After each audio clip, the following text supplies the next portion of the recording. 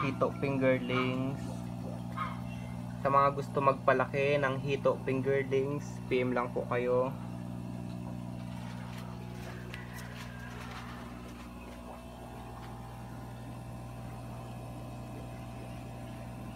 Sa mga taga Sambales po, pwede po namin i-deliver po. Pwedeng malayo basta maramihan po yung kukunin.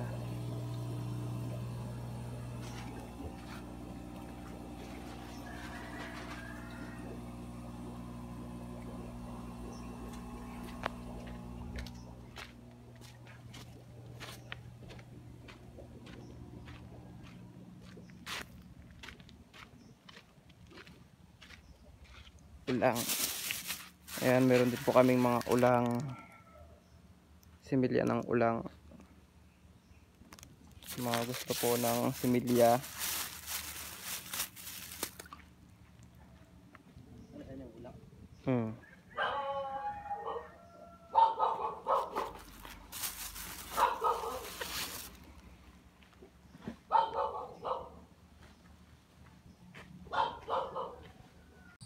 Oy, full grown na oh. FG na siya oh. So yun, dito lang kami guys sa daanan nag-deliver. Ito kayo guys, FG na siya oh. Full grown. Alright, let's go.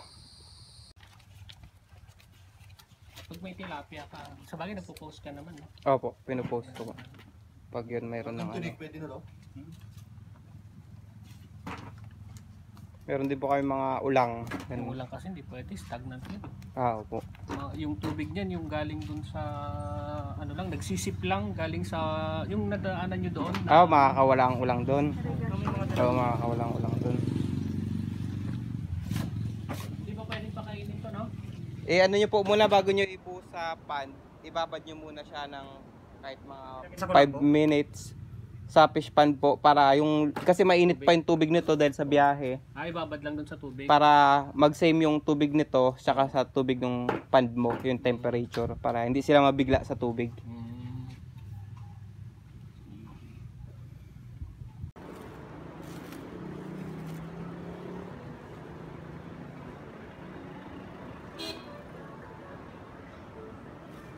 Ito lang boss ha, para sa buhay naman lahat po eh.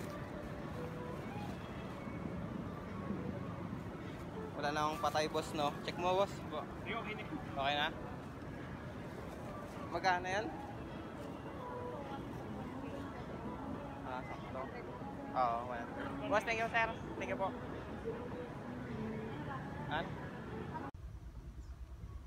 Ayan, malalakas naman sila lahat. Healthy. Walang patay. Meron ang malaki. Ilipat nyo na lang po sa malaking lagayan po no, pag ano, pag, yung medyo malaki na siya. Medyo malaki na yung sukat para mas mabilis sila lumaki. Hello mga guys, mga ka-backyard. Pag-uusapan po natin itong ulang brown. Bale itong pinapakita ko po sa inyo, ito po ay black ulang. Kasi yung makikita po natin na pinang-farming na ulang, dalawang klase. Yung isa medyo blue yung kulay niya, nagbo-blue yung kulay, yung sipit nagbo-blue, yung katawan nagbo-blue. Itong pinapakita ko po sa inyo ay black. Ayan. Yung mga mahabang sipit na pure black, yan po ay mga male. Ayan, mga male. Male po yan. Yung mga female naman, ayan, maliliit lang ang sipit ng female. At mapapansin mo yung tiyan ng female, may kulay itim. Yan po yung mga itlog niya na hindi pa gaanong matured. Ayan. Yung pag-usapan natin, yung pinagkaiba nito sa blue. Actually, wala namang pinagkaiba. Ang pinagkaiba lang nila yung sa lahi nila. Ang ulang kasi iba-iba silang species. Itong pinapakita ko sa inyo, black na ulang. Yung ibang pinang-farming na ulang kulay blue. Yung basic lang para malaman nyo yung pinagkaiba nila at kung ano yung mas maganda alagaan at paramihin, parehas naman. Parehas silang maganda alagaan, parehas silang maganda paramihin ng kulay blue na ulang at itong kulay black. Yung kagandahan po kasi dito sa kulay black na ulang, kapag magbi-breed ka, pagpaparamihin mo sila, pure tabang lang. Dadami sila sa tubig tabang, purong tabang. Yung kulay blue po na ulang, yung kulay blue, mapapansin natin nagbo-blue yung sipit niya, nagbo-blue yung katawan. Kapag magbi-breed ka nun, para mapapisa mo yung itlog niya, kailangan pag-aaralan mo yung pagtitimpla po ng alat sa tubig para maging brackish water yung tubig. Kasi yung mga blue na ulang, para mapisa po nila yung itlog nila, nangangailangan po sila ng sapat na alat sa tubig para mapisa yung itlog nila.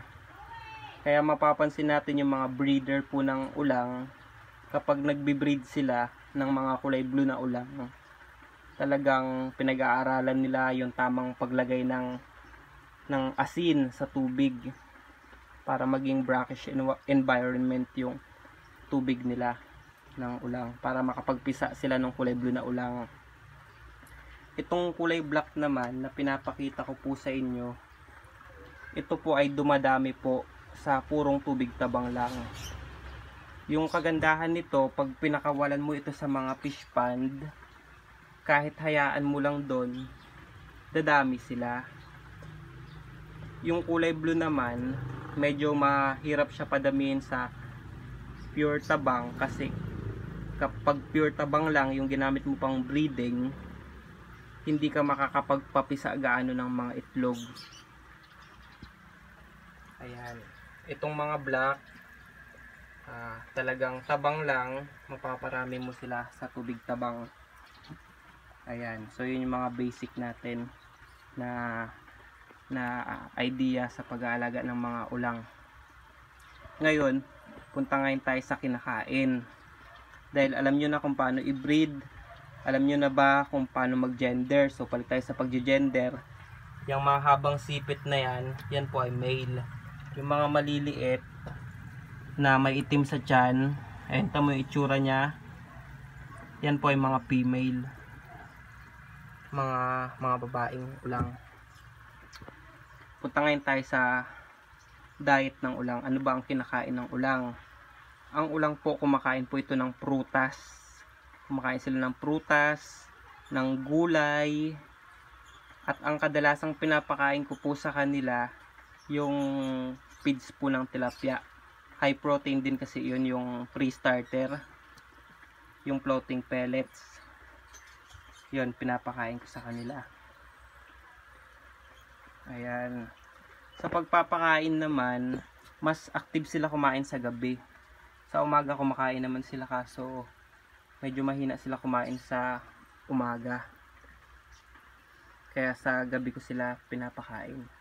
Ulitin ko lang ha, itong pinapakita ko sa inyo ngayon, ito po ay order sa akin. Nilagay ko lang sila dito para makita ko kung malalakas ba yung i-deliver natin. Pansin naman natin, malalakas, walang mga nanghihina, talagang mga kondisyon sila. Ayan. Bale yung nag-order sa atin, hindi ko lang sure kung gagawin niyang breeder to, pero sana gawin niyang breeder, dahil itong ibibigay ko sa kanya, maganda pang breeder to. Kunti lang yung lalaki, bilang lang 1, 2, 3, 4, 5, 6, 7, 8, 9, 10, 11, 12, 13, 14, 15, sabi natin nasa 15 yung mga male. Bale ito kasi nasa 100 plus tong in-order sa atin. Mas marami yung female. Kapag gagamitin niyang breeder to, makakapag-produce siya ng maraming ulang. Ngayon, punta ngayon tayo sa paglalagyan. Paano ba alagaan ng ulang? Ano ba yung mga magagandang paglagyan yan? Ang ulang po, pwede mo siyang alagaan po sa rep tub, sa trapal pond, sa aquarium, sa earth pond, sa mga mud pond, concrete pond, pwede din. Pero ako, isi-share ko sa inyo tong pinag-aalagaan ko sa kanila. Hindi naman gaanong malaki, pero ayos din naman. Ito, kinuha ko tong mga to, maliliit pa. Bali kasi ako nagbabayin sila ko sa mga breeder. Yung mga breed nila, binibili ko, maliliit pa. Tapos pinapalaki ko ng konti bago ko minamarket, binibenta. Ayan. Bali yung pinanggalingan yan dito.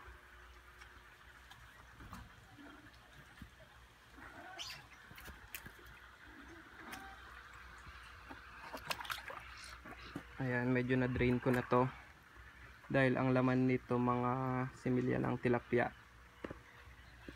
Ito yung mga natira. Nilagyan ko ng kutsara para pabigat. Ayan. Mga similya ng tilapia.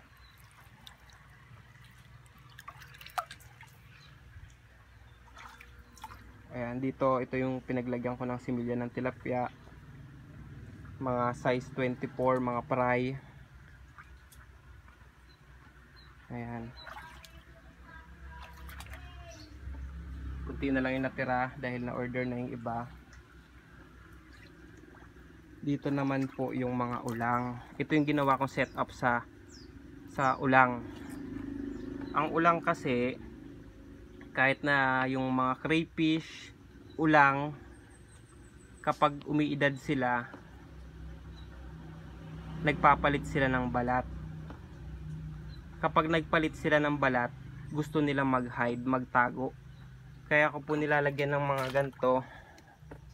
Ayan. Kasi kapag nagbalat na yung ulang, magtatago sila sa mga ganyan. Ayan, poprotektahan kasi nila yung katawan nila. Kasi kapag katapos nila mag-molt, magbalat, yung katawan po nila ay malambot. Talagang napakalambot talaga. Kapag sinipit sila ng kapwa nila ulang, talagang mabilis lang maputol yung katawan nila dahil sa sobrang lambot. Kaya lalagyan po ng mga ganyan dahil gusto nilang magtago-tago. Ayan. Bali ito pala guys, ang mga inaalagaan ko dito, mga ornamental fish. Meron akong mga monster fish, may piranha, may shark, meron tayong mga koi fish. Ayan, tilapia fingerlings. Ayan.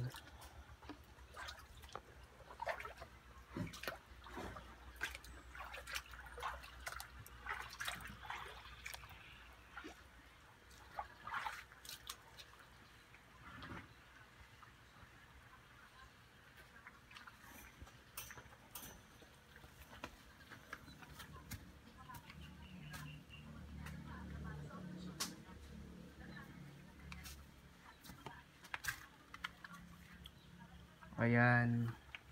So, yun, maulan kasi. Pero ngayon, wala na. Ayun ko lang, mamaya babalik na naman siguro yung ulan.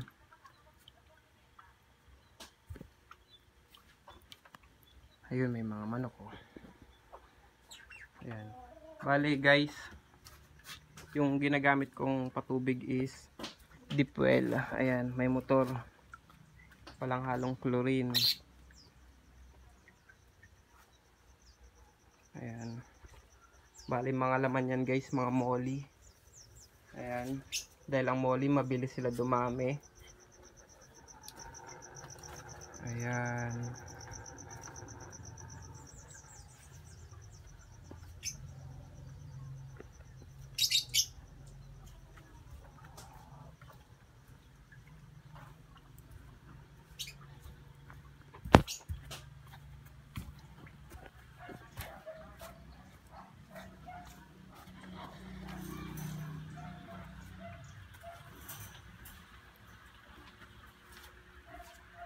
So balik tayo ulit dito guys. So yung mga basic na tips ko lang sa inyo sa pag-aalaga ng ulang. mas maganda maglagay tayo ng mga aeration. Ganyan, mga aerator. Yan, lahat yan. May mga aerator din ako mga nilagay dito. Ayan. So ito dito talaga nakalagay yan. Nilagay ko lang dito para dyan sa mga similya.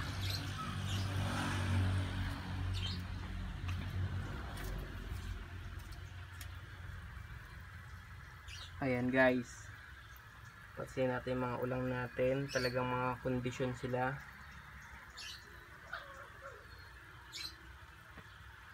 Bale tayo guys, pag maubos tong mga ulang natin dito, so kukuha pa tayo dun sa pond at ilalagay natin dito para mai-market natin, maibenta natin. Ang presyo ng ulang po, depende po sa lugar po ninyo. Depende sa supply and demand. Kasi dito sa lugar namin, talagang mataas na yung presyo ng ulang. Umaabot na siya po ng 800 isang kilo. 800 pesos. Yung iba nga 1,000 na, umaabot na ng 1,000. Pero itong mga binibenta ko, mga baby pa, hindi pa sila gaanong matured. Mga baby pa sila. Pag ilalagay mo na to sa pond, mas mabilis tong lumaki, mas mabilis silang dumami. Ulitin ko lang guys ha, yung pinagkaiba nila ito sa kulay blue, kasi mapapansin natin na pinang bibreed dito sa Pilipinas, dalawang klase. Merong kulay blue at merong black. Yung kulay blue na ulang, kapag magpapapisa na sila ng itlog, need nila magtimpla ng asin sa tubig para mapisa yung itlog. Ito naman, kapag magpapapisa na ng itlog, pure tabang lang. Kaya yung kagandahan nitong black, mabilis mo lang sila maparami. So yun mga guys, so yun lang.